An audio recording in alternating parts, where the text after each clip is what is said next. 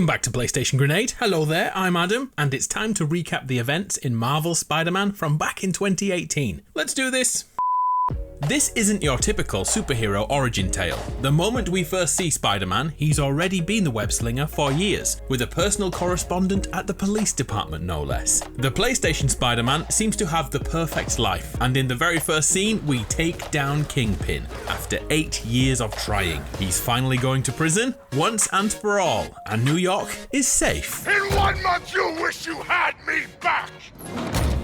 The web-slinger's life is all about balance, being Spider-Man while still living a relatively normal life as Peter Parker. Things aren't as great in his everyday life. Peter will likely lose his apartment soon as the bills are piling up and eviction looms. His love life isn't great too. Mary Jane Watson was his girlfriend, but now they've separated. And this Peter is holding down his dream job. And no, he isn't a photographer. He quit the Daily Bugle and is now working with Dr. Otto Octavius to create these mechanical limbs. Nothing bad will ever come of Dr. Octavius, right? Not yet. Now the Kingpin is behind bars, the Daily Bugle needs a story, and that's where Mary Jane comes in. She's a reporter looking for the scoop. Surprisingly, at Fisk's museum, she stumbles across an old statue that has a secret compartment within it and unveils a document about something called Devil's Breath. Before we can learn more, the museum is attacked by a new enemy known as the Demons. They take the document and evade Spider-Man. Hello there. Peter and MJ reconnect over dinner until he ditches her to go take down the Shocker in a pretty epic boss fight. Peter is very close to his Aunt May, who works at a local feast kitchen, a place for the homeless. Peter is often here to see his aunt, and he's built up a relationship with the owner of the establishment, Mr. Martin Lee, who so happens to have a degree in art history, which is a coincidence because Peter needs him to identify the demon mask taken from the museum heist. Martin Lee warns Peter that MJ may be in trouble if she doesn't drop this story. It could be connected to dangerous people. But we know MJ, she has no intentions of giving this up. Whilst doing our day job with Dr. Octavius, his workplace is suddenly shut down by none other than Norman Osborn, Peter's best friend's dad, who is also the mayor of the city, and it definitely appears like he's doing this on purpose to keep his former business partner and competitor behind him. Oh, and there's an important plot point here, as Pete's best mate Harry Osborn isn't in this game, he's supposedly away in Europe right now. After another boss fight, again with the Shocker, Spider-Man starts working closely with the police and his trusted captain Yuri Watanabe. She directs him to a fellow cop named Jefferson Davis. Call me Jeff. My name is Jeff. And I'm sure you know this, but just in case, Jefferson Davis is the father of Miles Morales. And this line is just great. You remind me of my son. Started taking apart the TV when he was 5. Now he's unlocking his friends' phones. Sounds like he could teach me a few things. Big Jeff and Spidey, with a warrant in hand, search a warehouse to find the Demons gang is stealing weapons. A chase begins with Jeff and Spidey on their case, and during the kerfuffle, Jefferson Davis saves Peter's life. I bet his son, Miles, is very proud. All the while, MJ is still hunting for answers to that demon story. Long story short, now Fisk is behind bars, the demons are systematically taking over all his businesses and territory. Peter returns home after a hard day web-slinging to find out that he has been evicted. The locks have been changed and everything has been thrown into the trash, which Peter then tracks down the correct garbage truck and gets his tech back. But sadly now Peter is homeless, and he's forced to sleep at the feast shelter in Aunt May's office. Another cool fight scene with the demons and a helicopter, and it so happens Officer Jeff's son is watching, and he's a huge Spider-Man fan. Hey fanboy. Little does he know, Spider-Man is a big fan of his dad. And the city now watches as Jeff receives an award from the mayor. Of course, great moments like these don't last very long in the comic book world. Mayor Osborn receives a phone call. Over the coming days, your company, your city, and everything you care about will be destroyed. And people start to go boom.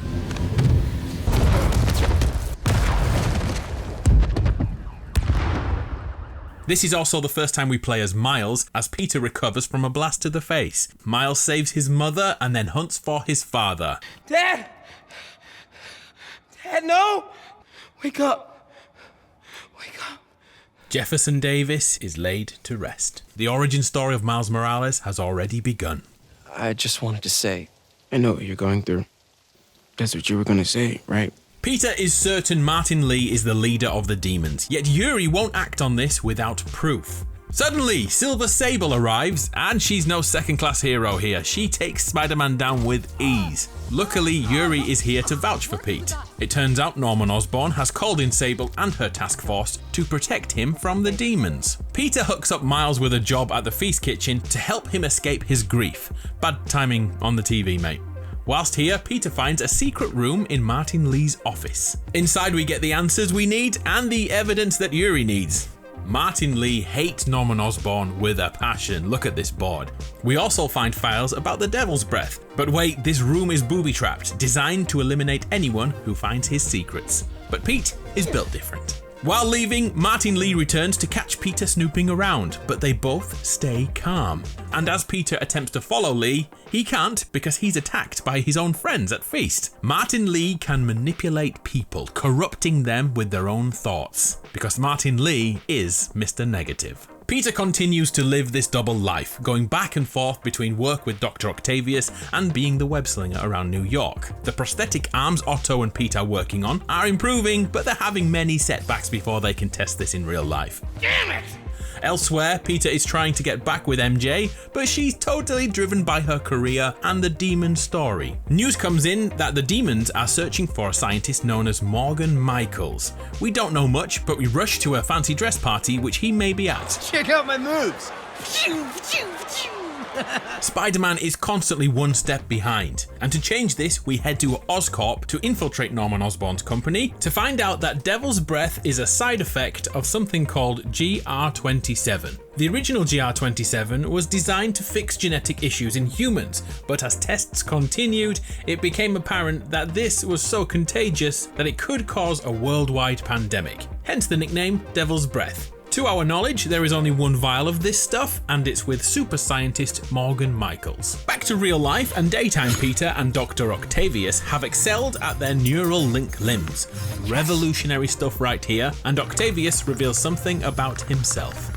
My doctors call it a degenerative neurological disorder. The worst part is, it only affects the muscles. All this research was actually for himself, as he's losing the function of his body and he doesn't want to go out that way. Nothing wrong with that. Bro hug moment. Back on the street, we catch up with Miles Morales, who finds himself in a fight with thugs, and it so happens that Spider-Man is around. A touching moment between the two as Miles fanboys a bit. You're the amazing Spider-Man.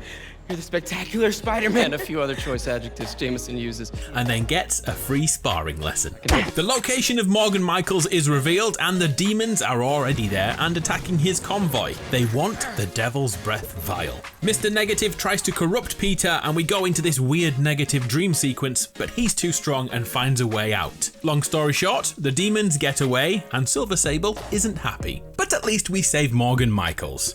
So, Devil's Breath is Norman Osborn's fixation. He needs it for something, or rather someone, very secret. To Norman, this isn't a weapon, this is a way to heal. Time passes and we don't hear anything for a while, so MJ takes a trip to Grand Central Station and is kidnapped by Martin Lee, who has used that vial of Devil's Breath to make a bomb. He then calls Mayor Osborn with an ultimatum. I want you at Grand Central Terminal in 30 minutes. By yourself. Or there'll be more blood on your hands. Are we going to get a bad guy face-off? Well, no, because Spider-Man is already here, and along with MJ, they disarm the bomb and save a train full of passengers. The icing on the cake has to be the capture of Mr. Negative. It's just a typical day for the duo, but their relationship remains a mess. Never text and swing. Peter meets back up with Dr. Octavius, and look what has happened. Otto has completed their studies and the intracranial interface is complete. Pete checks and there's a high probability that the Doc's memory and brain functions will be impeded imminently. Soon, Doc Ock will take over Otto. It's only a matter of time. Thank you, Peter, for everything. And yeah, it happened 20 seconds later when the Doc sees Norman Osborn on TV. His rage and anger are taking over. The storyline goes from 1 to 100 now as the Devil's Breath vial is stolen, and at the very same time a mass prison break occurs. During this action scene, Spider-Man saves Captain Yuri and faces off with many supervillains, including Electro, Vulture, Rhino, Scorpion and Mr. Negative. Peter tries to take them all on, but there's one more villain joining them. The Sinister Six is now complete, as Doc Ock is the leader. Surprisingly, Doc Ock does not kill Spider-Man. Instead, he gets a warning. This is likely because Otto believes Peter designed Spider-Man's suit and still has dear feelings towards his understudy. It doesn't stop him yeeting Spider-Man from the top of the raft. My back! Doc Ock goes full villain mode and releases Devil's Breath over Times Square. Everyone will become sick in the vicinity, which means most, if not all, will unalive in the next 7 days. The city is now overrun. Sable International, the police and the escaped criminals are doing battle citywide. Looting and fires break out, one of which has Miles and Aunt May in this perilous position. But don't worry, teamwork makes the dream work and everyone is okay. Spider-Man then uses Batman-style detective work to track down Doc Ock's new lair. But this was all part of the Doc's plan. An ambush begins. Electro and Vulture team up, but Spider-Man comes out on top again. 2 of the Sinister Six are now in custody, 4 to go. Scorpion injects Spidey with a neurotoxin, and after a trippy fight scene, Peter makes a cure, because Yes, science! and then wakes up in his underwear. Come on, we've all been there. Peter also takes this opportunity to check on loved ones and realizes that Aunt May is infected with the Devil's Breath. We need to find a cure, and fast. I am fine, Peter. Just a little rundown. Meanwhile, Miles has gone on a daring run to find medical supplies at Sable compounds and bumps into these two. I apologize. Miles doesn't have any superpowers but escapes all the same with that training he received earlier on. You want a taste? Nah, I'm good, kid. And then it's time for another epic battle, this time between Spider-Man and Rhino and Scorpion. A little forced together time might help you boys learn to play nice. 4 of the Sinister Six are now back behind bars. Spidey's partner in crime, MJ, finds a way to break into Norman Osborn's apartment to look for clues, and wow does she find them. First bombshell, Harry Osborn, Peter and MJ's childhood friend, is revealed to be seriously unwell, Why didn't you tell us you were sick? and that Devil's Breath is being prepared to help him, but the chances of survival are small. This explains Norman's obsession with Devil's Breath. He wants to save his son and never really intended to weaponize that substance. At least, not yet. Bombshell number 2. Behind the family portrait of Norman and Harry is a secret room. In here we have goblin grenades. What are these things? Prototype hand grenades? This object here which has something living inside. And an anti-serum for Devil's Breath is confirmed to be possible. And wait, there's another bombshell, bombshell number 3, confirmation about Martin Lee's origin. It turns out that he underwent clinical trials at Oscorp, who kinda accidentally created his alter ego, Mr. Negative. That's why Martin Lee also hates Norman Osborn. MJ overstays her welcome, and just in time she hides from Silver Sable, who bursts in. She just knows when someone's around. Oh, and this happens. We'll talk about that soon. After a short face-off with Sable International, she agrees to work with Spidey to save Mayor Osborn. She takes on the riffraff while Spider-Man faces Lee one-on-one, who is hell-bent on revenge. You use them.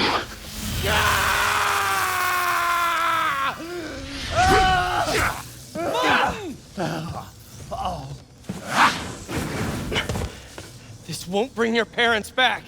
Another bad guy, another epic battle, with Spider-Man coming out on top and claiming the Devil's Breath anti-serum. 5 Sinister Six members down, just 1 to go. Doc Ock busts in and not only gets away with the anti-serum, he also takes the mayor with him. Spider-Man had failed, and I don't think he's gonna get up again.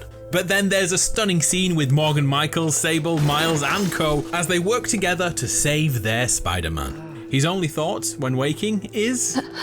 Take it easy. Where's May? It may be too late for Aunt May. She could pass away any moment, and Peter has a moment of self-doubt. I don't know if I can beat him. Maybe you can't. Maybe Spider-Man needs help from his friend Peter. What? Peter helped build those arms, remember? If anyone can find a weakness, it's him. Luckily, MJ is there to alleviate that issue. Go get him, Tiger. Oh, and something totally unrelated happens. The spider that had crawled on MJ's clothing at the laboratory decides to get off again, and then bites Miles Morales. I wonder what that means. But there's no time to think about that now. It's time for the final battle, Spider-Man versus Doc Ock. But this time, Peter makes a suit that will even the odds in the battle. The anti-Ock suit.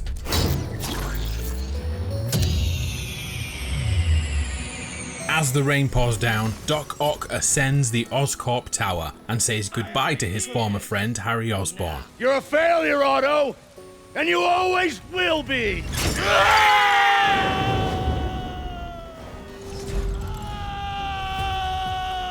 Don't worry, he's okay.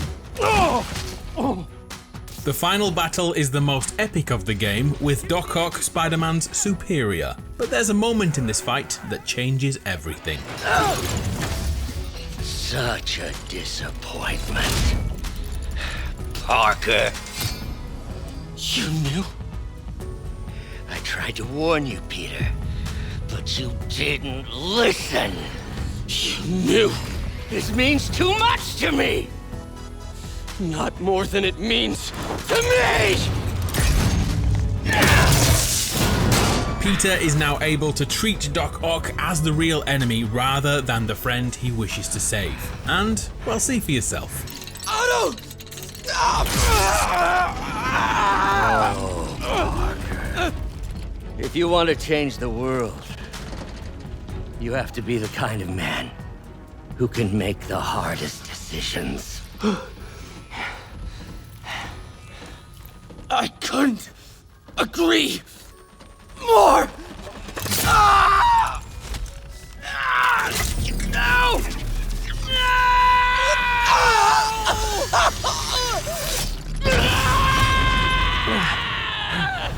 The anti-serum. Without that neural link, Doc Ock is no threat, and the two men speak for the last time. I saw you as a son. I should have known you'd turn on me, just like all the others. Turn. I've worshipped you. Your mind, your conscience, wanting to help others. The way you never gave up. You were everything I wanted to be. You just threw it away. No! If they put me away, they'll take my arms. I'll be trapped in this useless body. And of course, you rest easy, knowing your secret is safe with me. You do what you think is best, Doc. It's all any of us can. Peter? Even when it hurts like hell. Peter, where are you going? Peter? Peter! This story isn't yet over. With the vial of anti-serum in hand, Peter has one last decision to make. Does he give the vial to Morgan Michaels to replicate and cure the entire city, or does he use it to help the woman who raised him, Aunt May? Take off your mask. I want to see my nephew.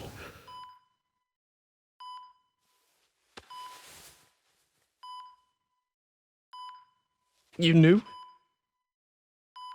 I've known for a while. I never wanted you to worry. I did. And I am so proud of you. And Ben would be too. All the people you've saved. I don't know what to do. Yes, you do.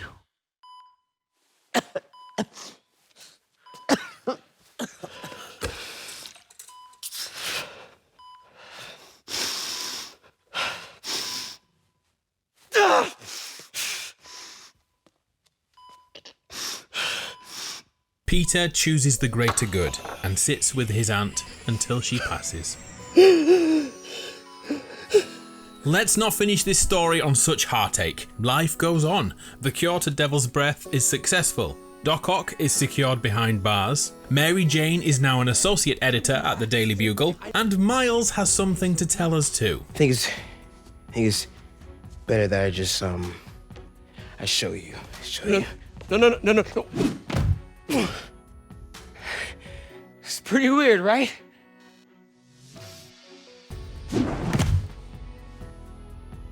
Not that weird. There's a second Spider-Man. We'll go through his adventure in the next video. There is now only one loose end, the enigma of Harry Osborn. Peter's best friend has been here all along, waiting in stasis as his father searches for a cure. I will find a cure. I love you, son. Venom is coming.